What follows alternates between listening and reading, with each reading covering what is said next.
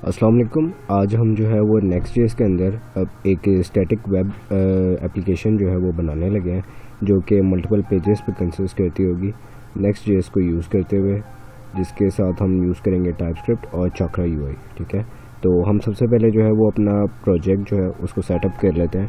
And उसका set करने के लिए हमें क्या करना है, हमें कमांड लिखनी है जो कि npx create -next app, create next app नाम लिख लेना है। लेट्स से हम कह लेते हैं वेब ऐप। ठीक है, और हम इसको जो है वो एंटर करते हैं। तो जैसे ही हम एंटर करेंगे तो यहाँ पे हमारे पास जो है वो कमांड एग्जीक्यूट हो जाएगी। उसके बाद वो हमसे कुछ सवाल पूछेगा कि आप इस प्रोजेक्ट के अंदर जो है वो टाइपस्क्रिप्ट यूज़ करना चाहते हैं कि नहीं करना चाहते। तो इस प्रोजेक्ट के लिए जो है हम टाइपस्क्रिप्ट ही यूज़ करेंगे। उसके बाद वो पूछ रहे कि आप जो है वो ESLint जो है वो यूज़ करना चाहते हैं कि नहीं करना चाहते। ESLint बेसिकली ऐसे समझ लें कि ESLint जो है वो बिल्कुल इंटेलिसेंस की तरह है विजुअल स्टूडियो कोड के।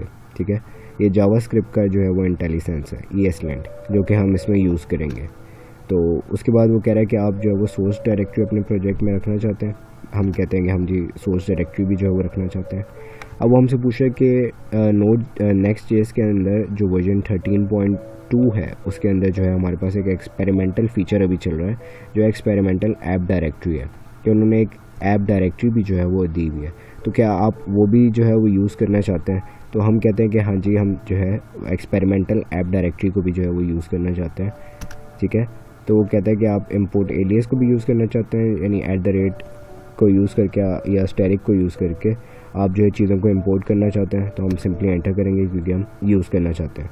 अब जैसे ही एंटर करेंगे तो ये एक जावा आपके जो फोल्डर है उसके अंदर एक वेब ऐप का जो आपने प्रोजेक्ट का नाम रखा है उसका एक फ़ोल्डर बना देगा, और उसके अंदर जो जितनी भी डिपेंडेंसीज़ हैं उनको इंस्टॉल करना जो है वो शुरू कर देगा। तो यहाँ पे हमारे पास डिपेंडेंसीज़ इंस्टॉल हो रही हैं।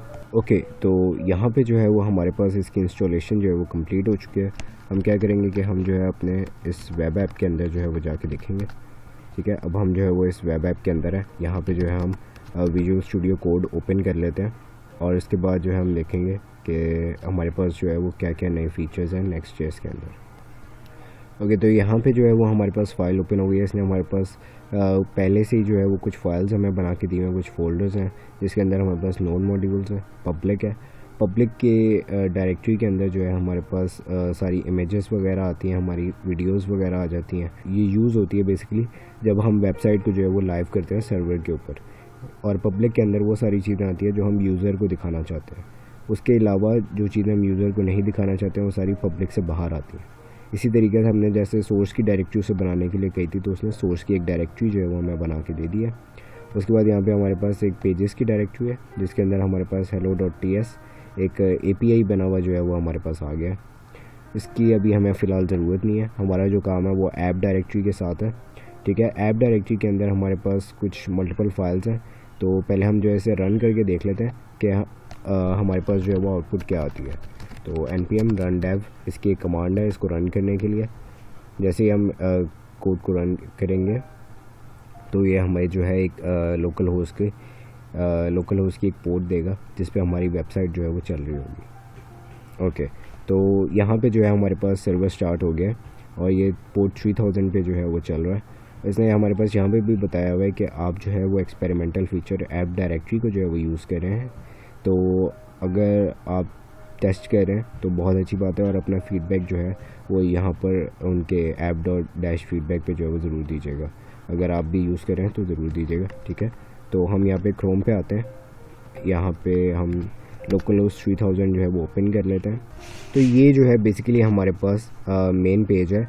यहाँ पे उसने हमें बताया हुआ भी है कि get started by editing source app page.tsx। आपने जो है page.tsx के अंदर जो भी एडिटिंग करेंगे वो यहाँ पे जो है वो हमारे पास डिस्प्ले होगी।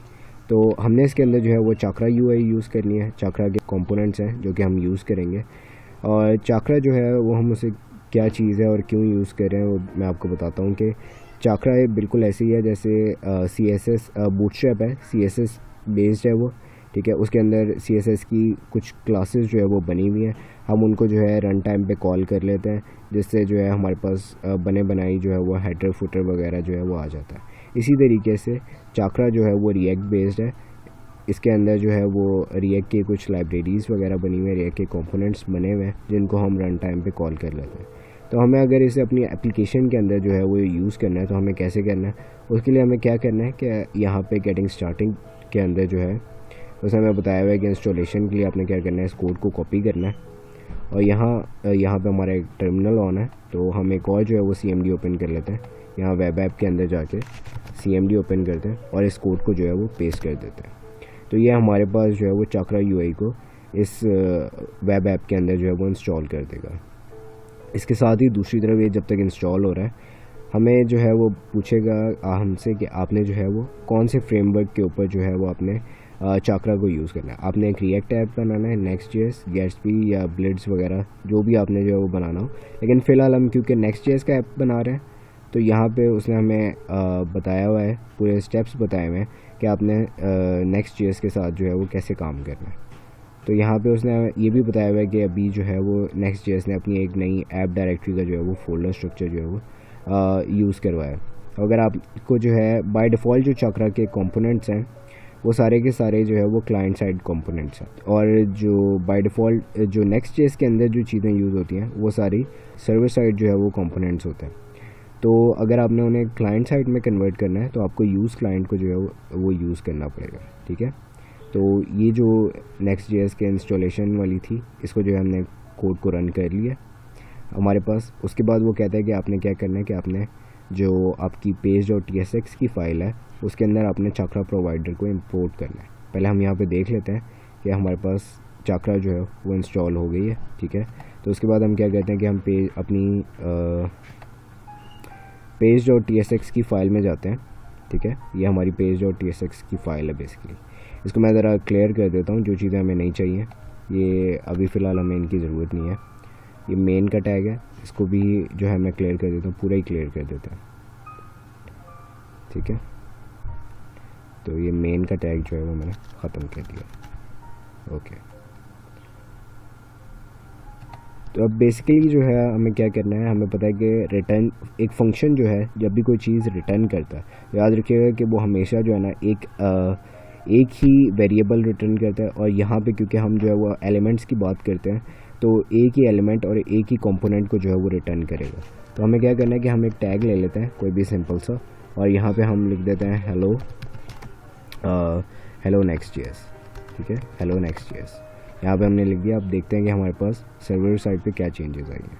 तो यहाँ पे जो है उसने सारा कुछ रिमूव कर दिया है और यहाँ पे हेलो Next.js जो है उसने डिस्प्ले करवा दिया, ठीक है। अब क्योंकि हमारे पास चाकरा भी इंस्टॉल हो गई है तो हम क्या करेंगे कि हम ये कोड को कॉपी करेंगे यहाँ से चाकरा प्रोवाइडर को, और यहाँ पे ये जो layout.tsx है इसके अंदर यहाँ पे हम चाकरा प्रोवाइडर को जो है वो इंपोर्ट करवा देंगे। यहाँ पे उसने रूट लेआउट लिखा हुआ है, मैं इसका भी मतलब बताता हूँ कि इसका क्या मतलब है। फ़िलहाल हमने जितने भी काम करने हैं हमने सारे चाकरा प्रोवाइडर के रैपर के अंदर ही करने हैं। तो हम क्या करेंगे कि यहाँ पे उसने चिल्ड्रन दिया हुआ है, यहाँ पे हम एक चाकरा प्रोवाइडर का रैपर बनाएंगे, ठीक है, टैग बेसिकली जिसे आप कहते हैं, ठीक है। और यहाँ पे चिल्ड्रन को उसके अंदर जो है वो रैप कर देंगे, ठीक हो गया। तो अब हम चाकरा को जो है वो अपने कोड के अंदर जो है वो यूज़ कर सकते हैं। यहाँ पे अब देख लें तो हमारे पास एरर आ रहा है यूज़ स्टेट का, ठीक है। ऐसा कोई प्रॉब्लम नहीं है, अभी जब हम थोड़ी सी चेंजेस करेंगे तो हमारा ये जो प्रॉब्लम है ये सॉल्व हो जाएगा, ठीक है। उसके बाद अब यहाँ पे जो है ना जितनी भी चीज़ें हैं हमारे पास इन्हें जो है कंपोनेंट्स कहते हैं। रिएक्ट ने जो है एक नई टर्म इंट्रोड्यूस करवाई थी, जैसे नेव बार है वो एक कंपोनेंट है, साइड बार है, मेन जितना भी है ये सारे कुछ ना कुछ जो है ना ये सारे कंपोनेंट्स हैं। तो हम क्या करेंगे कि हम ऐप डायरेक्टरी के अंदर एक नया फोल्डर बनाएंगे कंपोनेंट्स के नाम का। आप किसी भी नाम से बना सकते हैं, मैं फ़िलहाल जो है वो कंपोनेंट्स के नाम का बना रहा हूँ। और इसके अंदर जो है हम एक कंपोनेंट बना देते हैं नेव बार के नाम से, navbar.tsx, ठीक है। tsx जो है वो फाइल की एक्सटेंशन है, तो आपने जो है ये लाजमी लिखनी है, ये टाइपस्क्रिप्ट की एक्सटेंशन है बेसिकली। तो हमें क्या करना है कि हमने यहाँ पे चाकरा पे जाना है, यहाँ पे जो है वो आपको नेव बार नहीं मिलेगा, कहीं पे भी नहीं दिखेगा। कंपोनेंट्स के अंदर जाएंगे हम यहाँ पे, और यहाँ पे उसने डिफरेंट चीज़ें जो है वो हमें बताई हुई हैं। कि आप इनमें से कुछ भी जो है वो सिलेक्ट कर सकते हैं। जैसे बूटस्ट्रैप में जो हम करते थे उसी तरीके से हम चाकरा में भी जो है वो कर सकते हैं। लेकिन यहाँ पे जो है आपको नैव बार नहीं मिलेगा, तो उसके लिए आपको क्या करना है कि आपने जाना है नैव बार ऑफ चाकरा। ठीक है, आपके पास ये पहला लिंक आएगा चाकरा templates.dev का, इसे जो है मैं डिस्क्रिप्शन में भी डाल दूँगा। ठीक है, यहाँ पे आपके पास जो है वो डिफरेंट तरह के जो है वो नैव बार्स हैं, इनके प्रीव्यूज़ अक्सर जो है वो प्रॉब्लम करते हैं, तो इससे जो है आपने टेंशन नहीं लेनी। मुझे जो है यहाँ पे with user drop down and dark theme switcher, ठीक है, क्योंकि आजकल जो है वो डार्क थीम बहुत चल रही है, तो मैं इसको कॉपी कर लेता हूँ और यहाँ पे पेस्ट कर देता हूँ। ठीक है, ये हमने जो है वो कोड कॉपी कर लिया। अब बेसिकली चाकरा के जो है हमने आइकन्स क्योंकि इंपोर्ट नहीं करवाए, तो वो यहाँ पे हमें एरर दे रहा है। हमें चाकरा के आइकन्स को इंपोर्ट करवाना है। उसके लिए आपने क्या करना है कि यहाँ पे मीडिया एंड आइकन्स पे जाना है, चाकरा आइकन्स पे, और ये npm चाकरा UI आइकन्स को जो है कॉपी करना है और यहाँ पर पेस्ट करना है, और हमारे पास चाकरा के जो आइकन्स हैं वो भी हमारे पास इंस्टॉल्ड हो जाएंगे। ठीक हो गया। उसके बाद हम वापस आते हैं अपने काम पे। यहाँ पे जो है उसने हमारे पास नैव बार बनाया हुआ है नैव के नाम से। ठीक है, और ये एक्सपोर्ट कर रहा है फंक्शन को नैव का। ठीक है, अब हमें जो है इसे layout.tsx के अंदर इंपोर्ट करवाना है, तो हमें क्या करना है, इंपोर्ट नैव फ्रॉम, यहाँ पे जो है हमें पार्ट डालना है, वो है .components/navbar। ठीक है, और यहाँ पे जो है चाकरा प्रोवाइडर के अंदर चिल्ड्रन से पहले नैव और यहाँ पे स्लैश। अब ये बेसिकली जो है जितने भी छोटे टैग्स आपको दिखेंगे वो सारे HTML के टैग हैं, जितने भी बड़े टैग्स आपको दिखेंगे ये सारे JSX के टैग्स हैं, और JSX के टैग्स जो है वो हमेशा बंद होते हैं, और बंद करने के लिए जो है हमने // जो है वो डालते हैं, या जैसे भी बैकस्लैश जो आप जैसे कहते हैं, हम वो डालते हैं JSX के एलिमेंट्स को बंद करने के लिए। ठीक है, और JSX के एलिमेंट्स हमेशा जो है वो कैपिटल वर्ड से जो है वो शुरू होते हैं। ठीक है, तो हम यहाँ पे देखते हैं कि हमारी प्रॉब्लम सॉल्व हुई है कि नहीं। पेज को रिफ़्रेश करते हैं, अभी भी एरर आ रहा है। कॉल बैक, ओके, वही प्रॉब्लम आ रही है। वो कह रहा है कि यूज़ क्लाइंट जो है आपने नहीं किया। उसने हमें बताया हुआ था कि क्लाइंट साइड कंपोनेंट्स हैं सारे, तो आपने क्या करना है, layout.tsx के अंदर यहाँ पे आपने सबसे टॉप पे जो है ना, यहाँ पे आपने लिख देना है यूज़ क्लाइंट। इससे उसको पता चल जाएगा कि हम क्लाइंट साइड कंपोनेंट्स को जो है वो यूज़ कर रहे हैं। ठीक है, और यहाँ पे page.tsx के अंदर भी जो है आपने यूज़ क्लाइंट लगा देना है। उसके बाद हम वापस आते हैं, तो जैसे ही पेज रिफ़्रेश करेंगे तो हमारे पास नैव बार जो है वो शो हो जाना चाहिए। ओके, तो आप देख सकते हैं कि हमारे पास hello next.js भी लिखा हुआ आ रहा है, और ऊपर नैव बार भी जो है हमारे पास इंपोर्ट हो गया। और ये बेसिकली बटन्स, आइकन्स, ये सारा कुछ जो है वो वर्किंग में। ठीक है, तो ये हमारे पास एक कंपोनेंट जो है वो हमारा बन गया। नेक्स्ट वीडियो के अंदर जो है वो हम यहीं से कंटिन्यू करेंगे और पूरी एक वेब ऐप जो है वो बनाएंगे। कोई भी सवाल हो तो ज़रूर पूछेगा। अपना ख्याल रखिएगा। अल्लाह हाफ़िज़।